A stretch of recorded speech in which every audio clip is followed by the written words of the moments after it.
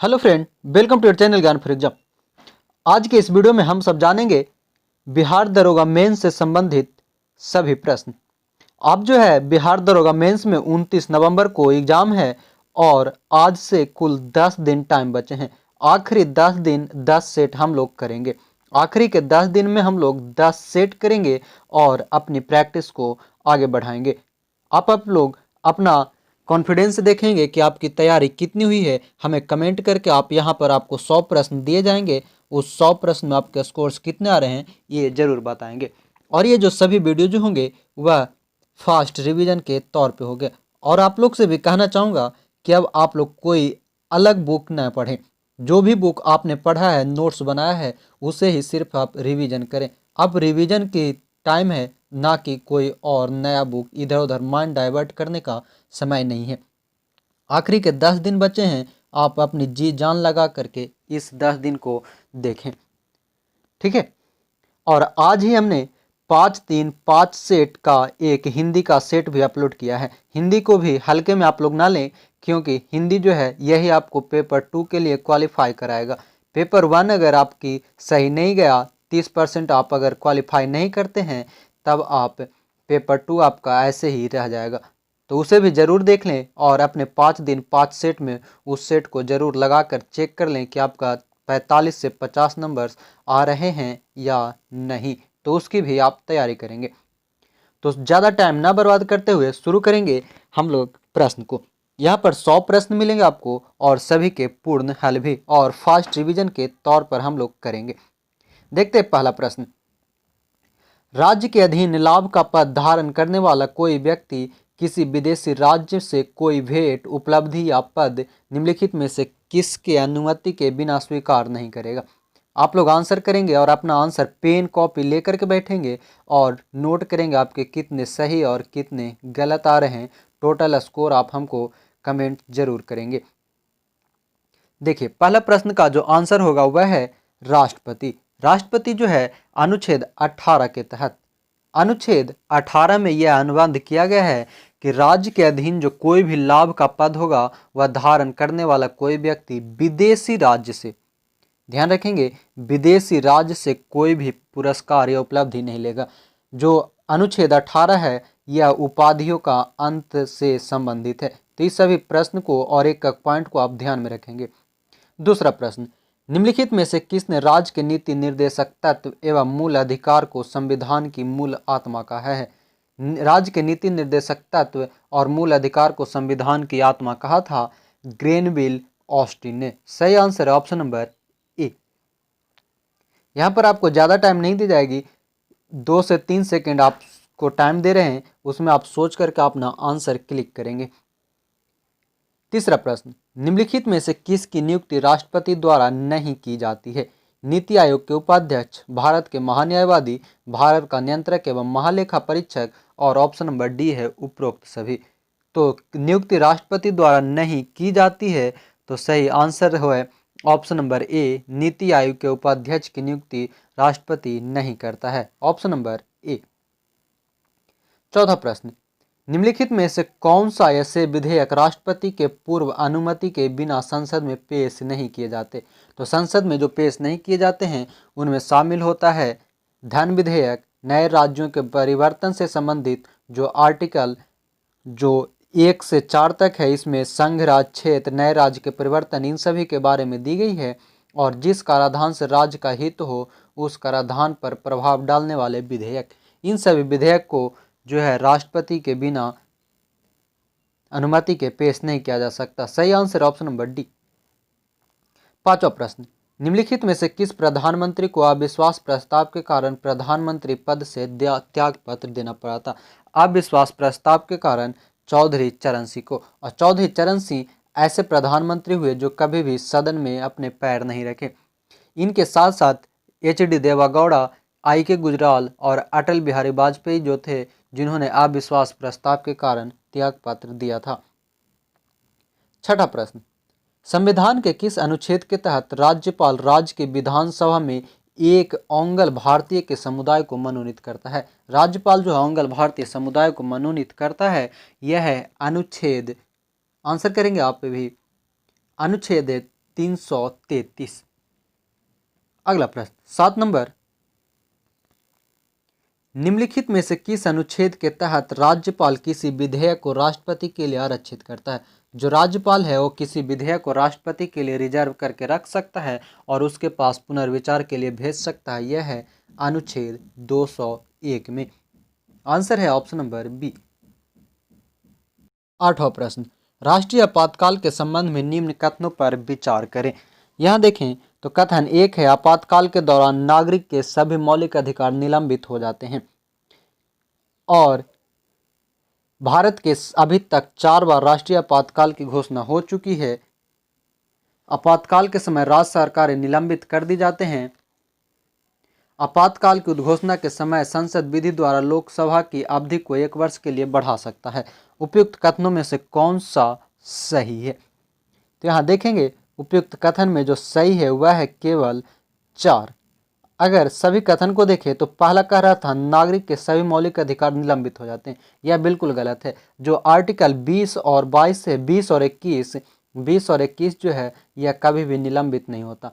वही राष्ट्रीय आपातकाल अभी तक कुल 3 बार लगाए गए हैं, 1962, 1971 और 1975 में। क्लियर है? और राज्य सरकार जो होती है आपातकाल के समय निलंबित नहीं होती है। ओके। 9वां प्रश्न, निम्नलिखित में से किस समिति ने पंचायती राज संस्थाओं को संवैधानिक दर्जा दिए जाने की सिफारिश की थी? पंचायती राज को यह दिया जाने का सिफारिश किया था LM सिंघवी समिति ने। Option number C. अगला प्रश्न 10 नंबर, निम्नलिखित में से कौन सी समिति चुनाव सुधार से संबंधित है? चुनाव सुधार से संबंधित जो समिति है वह है दिनेश गोस्वामी समिति, इंद्रजीत गुप्ता समिति और लिंगदो समिति, यानी सही आंसर ऑप्शन नंबर डी। बात करें दिनेश गोस्वामी समिति की तो इसका गठन हुआ 1990 में, लिंगदो समिति का गठन हुआ 2007 में और इंद्रजीत गुप्ता समिति का गठन हुआ 1998 में। इन सभी पॉइंट को आप ध्यान रखेंगे। 11वां प्रश्न, निम्नलिखित में कौन राज्य सूची का विषय है? राज्य सूची का विषय है वह है लोक व्यवस्था। Option number D. 12 नंबर प्रश्न, प्राणहिता किसकी सहायक नदी है? प्राणहिता और पूर्णा, ध्यान रखेंगे प्राणहिता और पूर्णा नदी जो है यह सहायक है गोदावरी की। Option number C. 13 नंबर प्रश्न, इटली का राष्ट्रीय चिन्ह क्या है? इटली का राष्ट्रीय चिन्ह है व्हाइट लिली, सफेद lily. Option number D. 14 number, समान ऊंचाई वाले बिंदु को मिलाने वाली रेखाएं क्या कहलाती है? समान ऊंचाई वाले बिंदु को मिलाने वाली रेखा कहलाती है आइसोहाइप्स। आइसोहाइप्स कहलाता है। अगर देखें आइसोबार तो यह है समान दाब के लिए, आइसोहाइट्स है समान वर्षा के लिए। ध्यान रखेंगे यहाँ ऊंचाई है तो ये नहीं कि हाइट पे जाना है, हाइट नहीं हाइप्स होगा, और हाइट है वर्षा के लिए और आइसोटाइप है ऊंचाई के लिए। ध्यान रखेंगे। चलिए आगे देखते हैं 15 नंबर प्रश्न, संयुक्त राष्ट्र शरणार्थी उच्चायोग का मुख्यालय कहाँ है? इसका मुख्यालय है जिनेवा में और इसकी स्थापना हुई थी 1950 ईस्वी में। शरणार्थी उच्चायोग की स्थापना 1950। 16 नंबर प्रश्न, किसे दक्षिण भारत का मैनचेस्टर कहा जाता है? दक्षिण भारत का मैनचेस्टर जो कहा जाता है वह तमिलनाडु में स्थित कोयम्बटूर को कहा जाता है। कोयम्बटूर को दक्षिण भारत का मैनचेस्टर कहा जाता है। सही आंसर ऑप्शन नंबर डी। निम्नलिखित में से सही सुमेलित करें। सही सुमेलित करना है तो यहां देखेंगे, सही सुमेलित करना नहीं है, सही सुमेलित है तो यहाँ सही सुमेलित है व्हीलर द्वीप, अब्दुल कलाम द्वीप। व्हीलर द्वीप का नाम बदल करके अब्दुल कलाम द्वीप की गई है। सही आंसर ऑप्शन नंबर डी।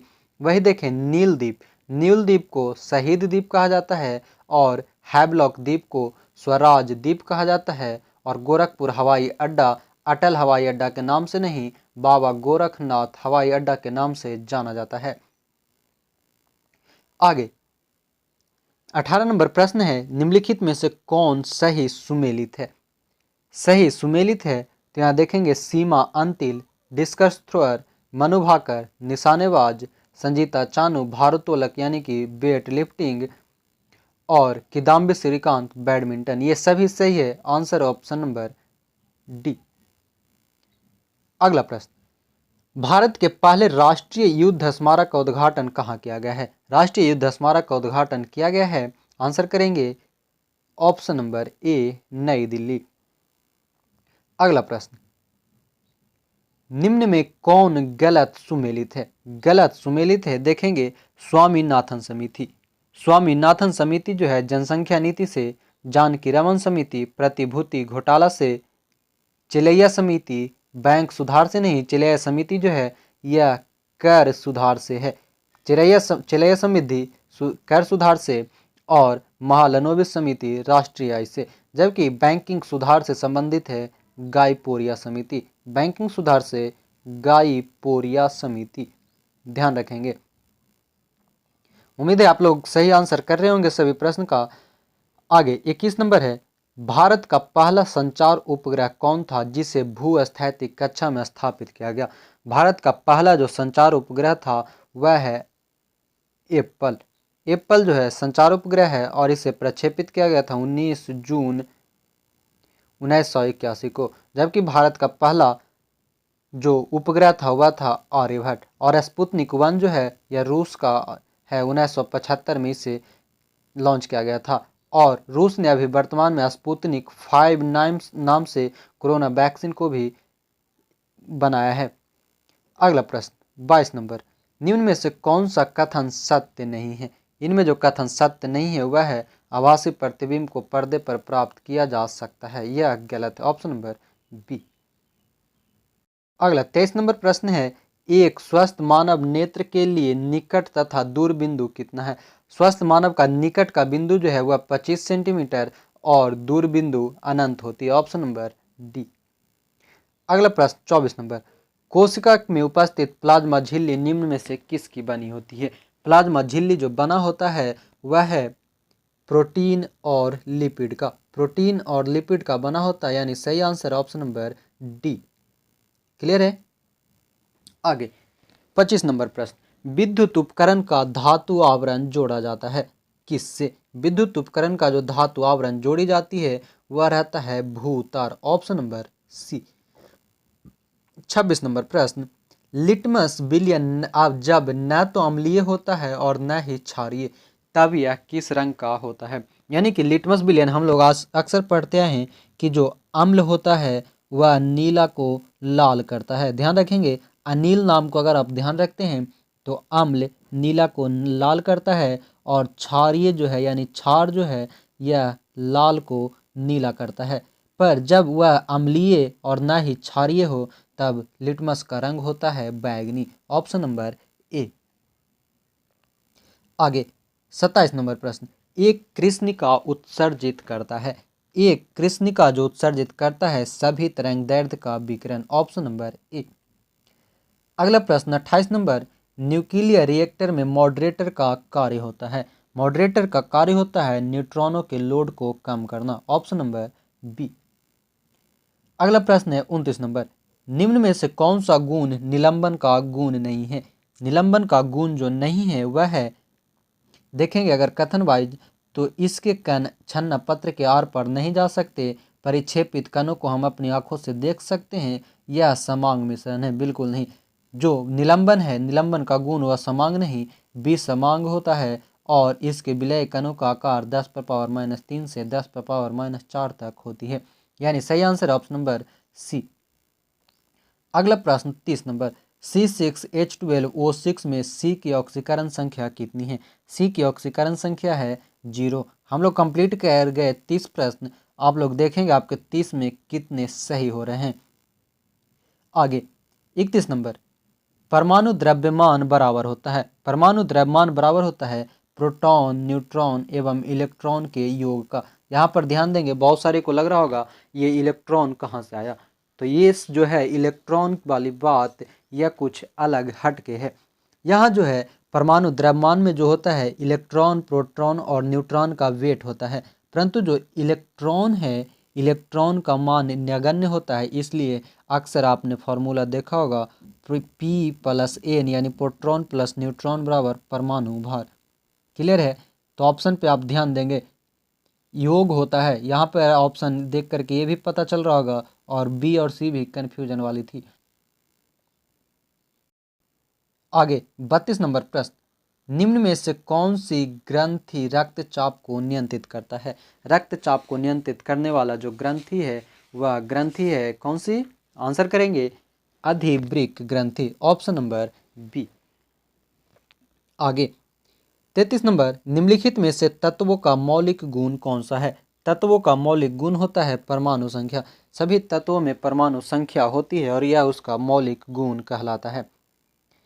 अगला प्रश्न 34 नंबर, निम्नलिखित में कौन अम्ल तथा भस्म दोनों के रूप में आचरण करता है? अम्ल और भस्म दोनों में पाया जाने वाला जो है वह है NH3, AlOH3 और H2O, यानी सही आंसर है ऑप्शन नंबर डी, उपरोक्त सभी। 35 नंबर प्रश्न, वैद्युत संयोजक, सहसंयोजक और उप सहसंयोजक तीनों बंधन उपस्थित हैं। यह तीनों बंधन उपस्थित है NH4Cl में। NH4Cl को अमोनियम क्लोराइड कहा जाता है। 36 नंबर प्रश्न, आदर्श गैस के लिए समीकरण PV बराबर nRT में गैस स्थिरांक का मान निर्भर करता है। PV बराबर nRT में जो गैस स्थिरांक का मान निर्भर करता है, आंसर करेंगे वह है माप की इकाई पर, ऑप्शन नंबर डी। 37वां प्रश्न, निम्न में से कौन परितंत्र का हिस्सा है? परितंत्र का जो हिस्सा है वह है सभी पेड़ पौधे, सभी सूक्ष्म जीव और अजैव घटक। सही आंसर ऑप्शन नंबर डी, उपर्युक्त सभी। 38वां प्रश्न, निम्न में से किस में न्यूट्रॉन अनुपस्थित होता है? न्यूट्रॉन अनुपस्थित होता है वह है हाइड्रोजन में, ऑप्शन नंबर बी।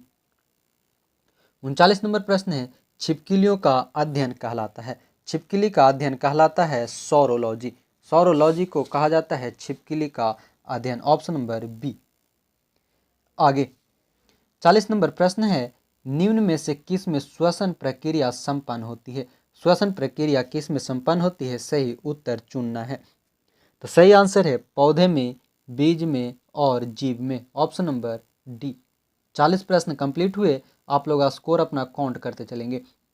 आगे है 41 नंबर, पालक में कौन सा अम्ल पाया जाता है? पालक में पाई जाने वाली अम्ल है ऑक्जेलिक अम्ल, और ऑक्जेलिक अम्ल में ही लोहा आयरन होती है और पालक में आयरन पाई जाती है।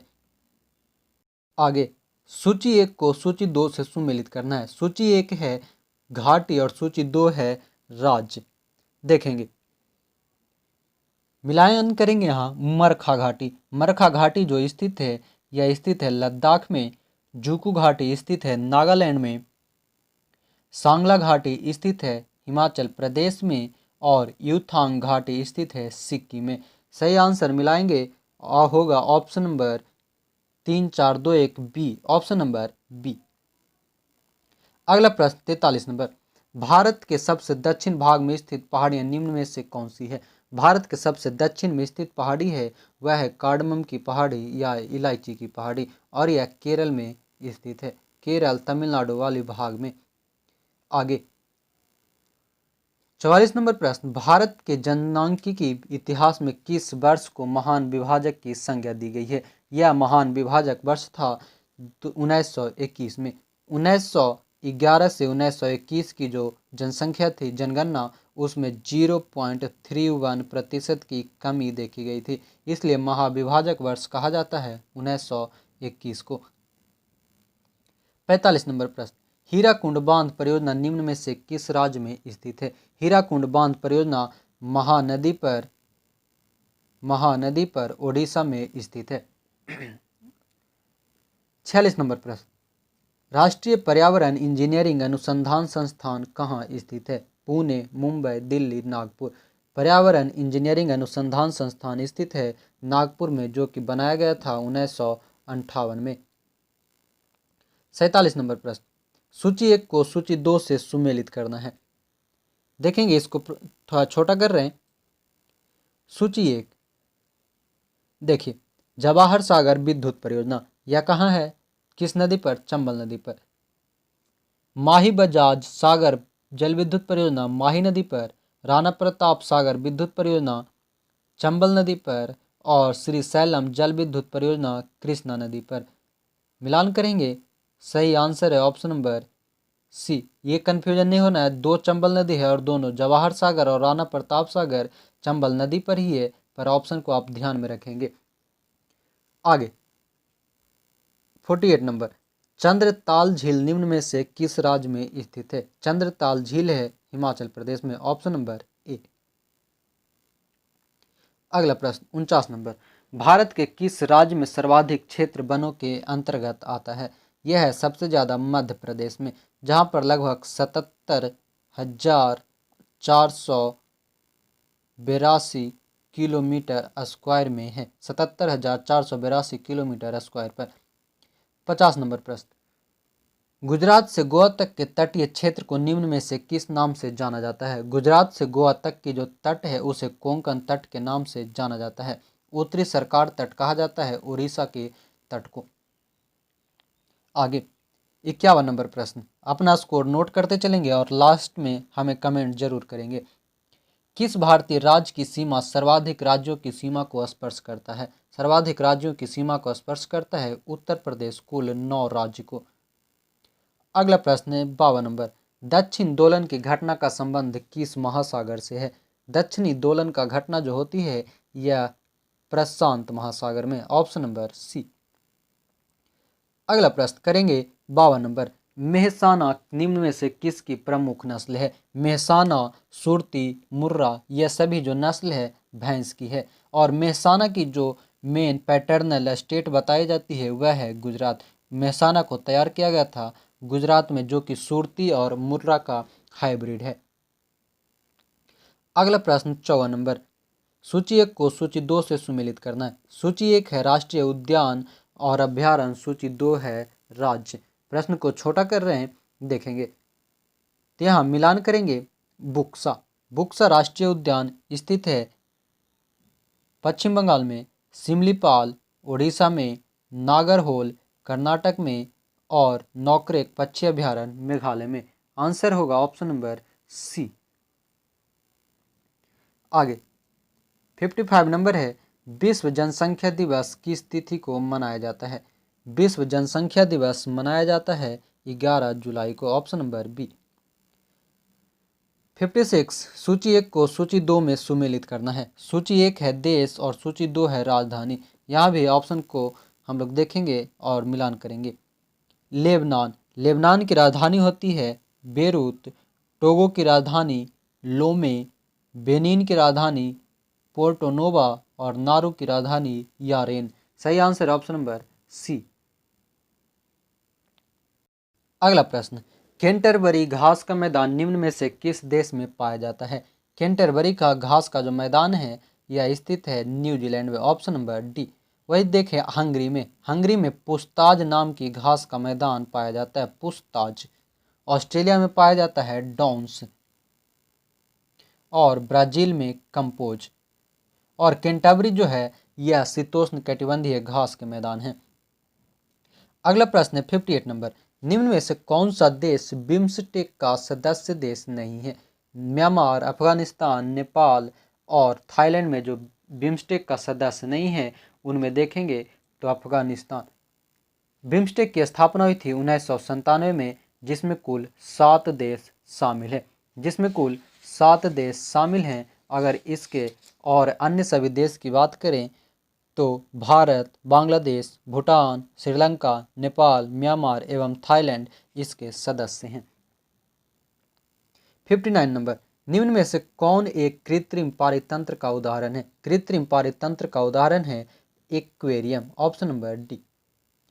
60 नंबर प्रश्न, हड़प्पा कालीन स्थलावशेषों में से किस एक स्थल से समुचित एवं व्यवस्थित जल निकासी प्रणाली के साक्ष्य मिले हैं? समुचित एवं व्यवस्थित जल जो है यहाँ मिला है धौलावीरा में। धौलावीरा जो स्थित है यह गुजरात में स्थित है, ऑप्शन नंबर डी। अगला प्रश्न 61 नंबर, निम्नलिखित युगों में से सुमेलित युग में कौन सा है? सुमेलित युग में है पूर्व मीमांसा। पूर्व मीमांसा के रचनाकार थे जैमिनी। अन्य सभी को देखें सांख्य दर्शन। सांख्य दर्शन के थे कपिल मुनि। न्याय दर्शन के थे गौतम और वैशेषिक दर्शन के बादरायण नहीं कनाद। तो इन सभी को ध्यान में रखेंगे। आगे 62 नंबर, निम्न में से किस में शुंग वंश का वर्णन मिलता है? शुंग वंश का वर्णन मिलता है मालविकाग्नि मित्रम में, ऑप्शन नंबर सी।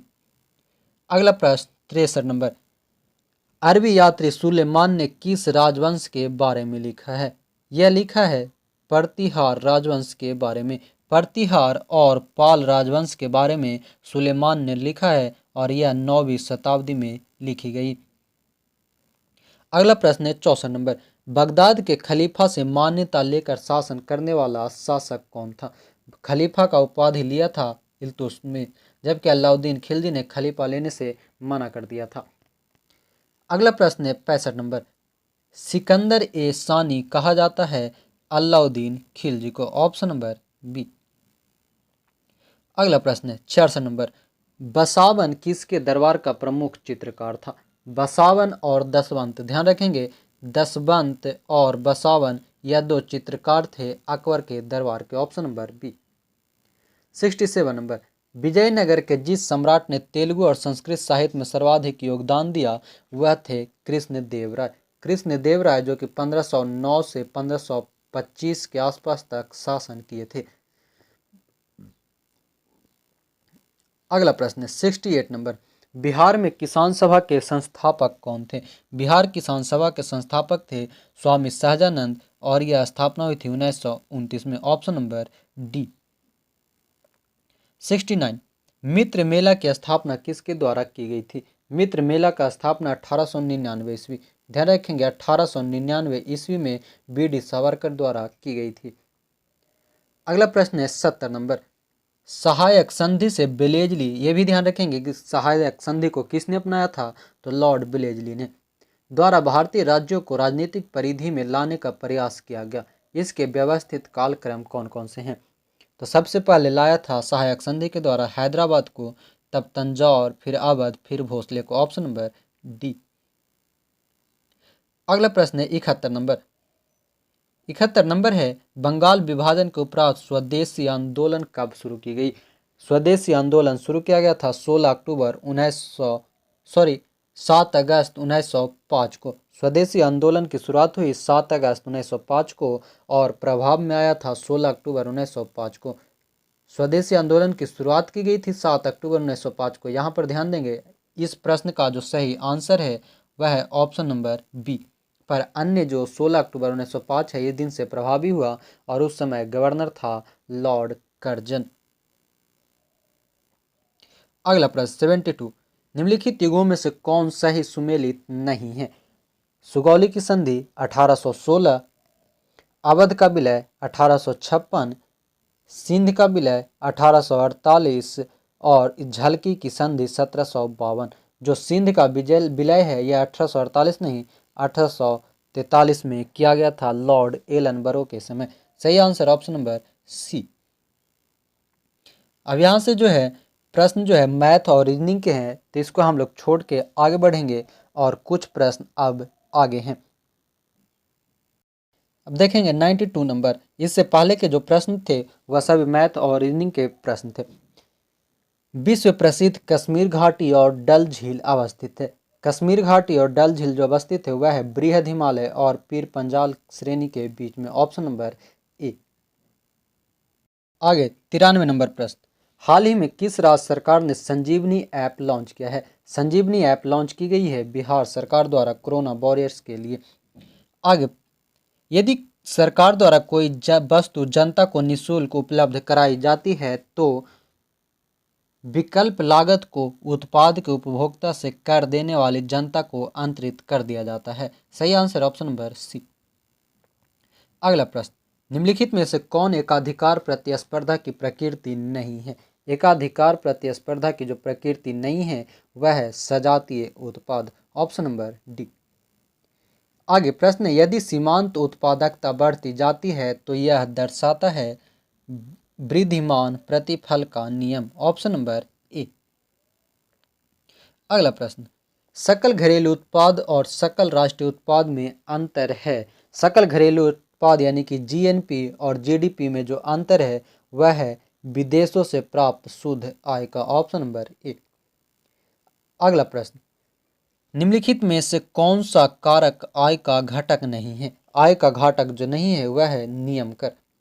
अगला प्रश्न, विश्व रंगमंच दिवस कब मनाया जाता है? विश्व रंगमंच दिवस हर वर्ष 27 मार्च को मनाई जाती है। और आखिरी प्रश्न है, निम्न में से कौन सा शब्द लॉन टेनिस से संबंधित है?